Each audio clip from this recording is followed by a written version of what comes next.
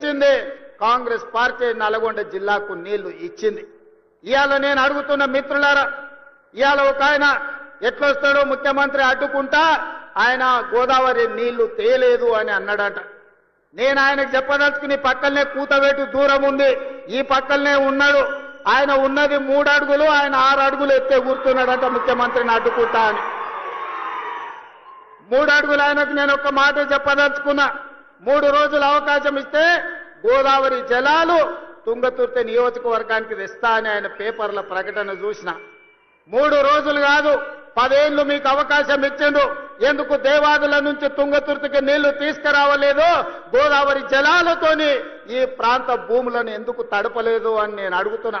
అందుకే ఆయనకు చెప్పదలుచుకున్నా, అయ్యా గ్లాసులో సోడా పోసినట్టు కాదు గోదావరి జలాలు తుంగతుర్తికి తేవడం అంటే. నీకు తెలిసిన విద్య ఒక్కటే, దొరగారి ముందల చేతులు కట్టుకొని గ్లాసులో సోడా పోయడమే, కానీ నీకు తెలిసిన విద్య అంతకంటే లేదు.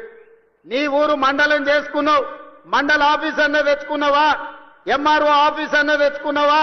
పోలీస్ స్టేషన్ అన్న తెచ్చుకున్నావా?